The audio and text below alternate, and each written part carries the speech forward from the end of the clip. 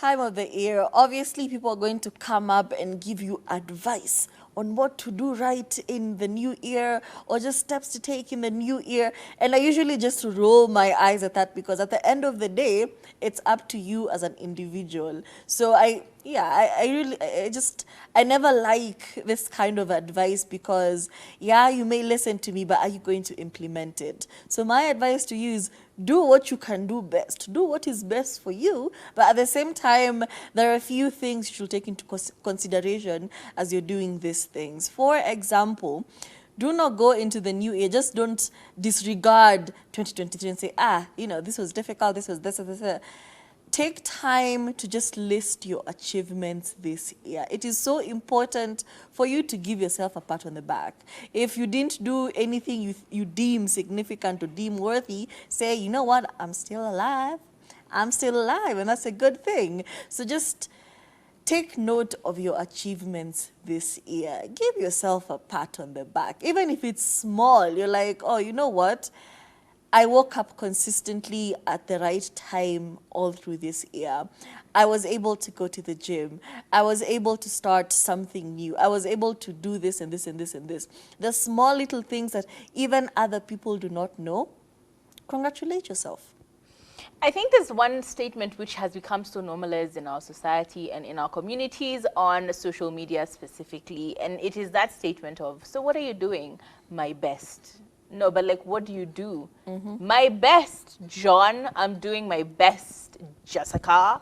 And I think that statement can be a cloak for you to underachieve sometimes. It can be a cloak or an excuse that you then use to put yourself backwards or not run your race. Because unfortunately, the reality of the matter is, yes, you can be in a situation where you're really just doing your best to stay alive, but like, for how long are you going to be in the same rut? You can't now stay in the same rut for 2 years, 3 years, 4 years, and still say that, no, I'm figuring things out. At some point, you need to actually get up and get moving. And I think where we forget to give ourselves assignments is with regard to challenges and goals. And I am the first to say that, honestly, I barely remember a time when I set a goal for myself, because I'm always so much more afraid of, what if I don't achieve this? What does this actually mean? What if I don't actually get to a point where this is actually what comes to fruition, and so on and so forth. So I think it's important for you to actually realize, first of all, what are the challenges that I am facing that are stopping me from doing exactly that? Making goals, making plans. What are the challenges that I am facing as a person, or are confronting me as an individual, that are causing me not to get to that level of ambition that I used to be at, or try and tackle this new thing that I'm trying to do, get a new skill on board, and so on and so forth. I personally think it's just a matter of sitting down with yourself, as Turi has said, and noting down these things. Once you note down the challenges, like an actual SWOT analysis, what are my strengths? What are my weaknesses?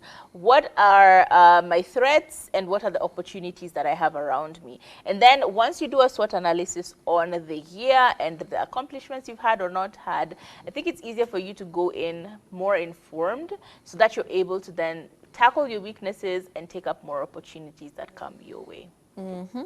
And as we're doing all of that, it's also very important to take care of you. So you ask yourself the question, did I prioritize self-care this year? Because it is so easy for us to just be caught in that cycle. You're always, as Kakami has said, you're always working towards achieving your goals. You've set this for yourself. But did you take a chance to just woosah? Did you take a weekend to just decompress? Because if you don't do this, yes, you're achieving goals. You're doing the best you can. You're killing it. But you haven't given yourself time to rest. And this could lead to burnout in the next year. If not the next year, the other year. So yeah, if you did not prioritize self-care this year, it's your time. It's your time. There's a question that I'm constantly asked, and a statement that has been made very, very prevalent in my life recently. And that is, what have you achieved in the last 24 hours? And every time I hear that statement, I immediately start to panic and I start to get anxious and I start to feel very, I don't know, very attacked. Like, why are you attacking me? It's been 24 hours. Why are you attacking me? But the reality of matters is 24 hours then becomes 48 hours, then becomes 72 hours, and then it becomes 365 days. And really, truly, if you've not done anything in this 24 hours, then there has to be a different thing that you do that enables you to be able to do it in the next 24 hours. Like, if you look at life in that way, if you look at life in actual segments as opposed to one huge chunk, it's very easy for you to say, this year was really tough. But how many hours in the year did you have? What did you do with these different hours? Were all the hours really tough? Honestly, some of them are pretty good. So what did you do to grow yourself as a person? Like, what are some of the personal feats that you've accomplished? And I know it sounds so judgmental and it sounds like so much pressure being inflicted on you, but in ideality, in an ideal world, we all want to be succeeding. We all want to be making the big money. But at the same time, what are we personally doing to get to those levels? It is so much pressure. Every time I hear it, I'm just like, oh, you're stressing me out. You really are stressing me out. But at the end of the day, has to be done. You know, you have to cultivate a new culture. You have to learn a new skill. You have to create healthier habits for yourself and so on, because it is those small accumulations of 24 hours that gives you at least 50 days or 50 full days of doing something productive, which the end of the year, Turi has mentioned, you now look at it and like, I achieved this. Kudos to me. I saw this girl on the internet do, okay, we had the Spotify rap where people were wrapping up the music, just a compilation of what you have done this year. And she did a rap for her relationships, personal relationships, romantic relationships, and dating relationships. And that was just hilarious to me, but it was also a lesson, because sometimes you're usually like, you know what, me, I have this one friend, me, I'm good. I'm with Kathomi, I am Gucci. I don't need nobody else. But it's also very important for your growth as a human being to factor in the fact that you need friends.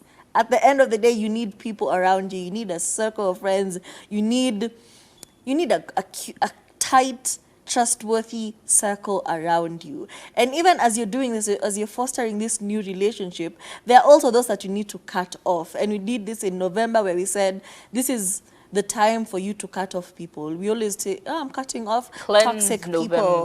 Toxic people are not going to make it into the next year.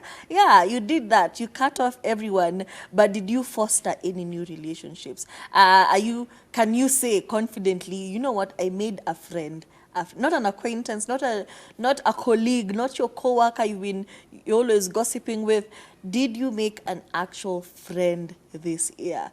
Do you have that kind of relationship? Can you positively say, you know what, I made a friend this year. I can call them, we talk, and it's, healthy conversation. It's not always complaining about something, always venting about something, as in an actual friendship, good and healthy friendship. Did you have that this year, or is it time for you to actually prioritize making friends?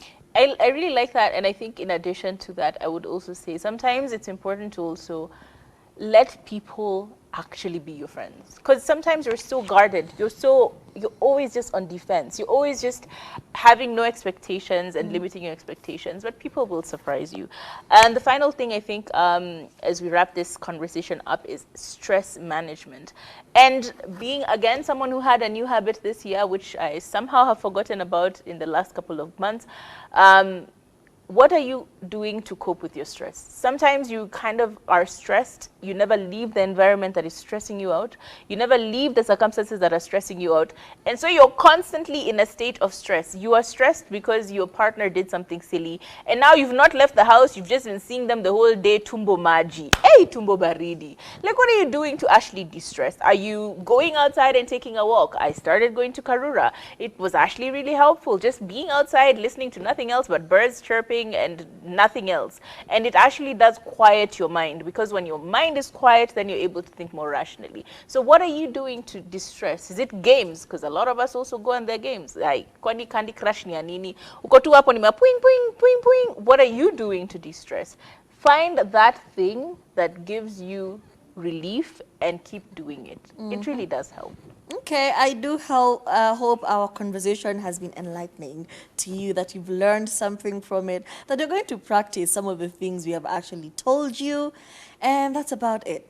Have a lovely, I know this week is our ghetto week, so have a lovely festival, have a lovely, I keep saying festival, festive season. Goodbye.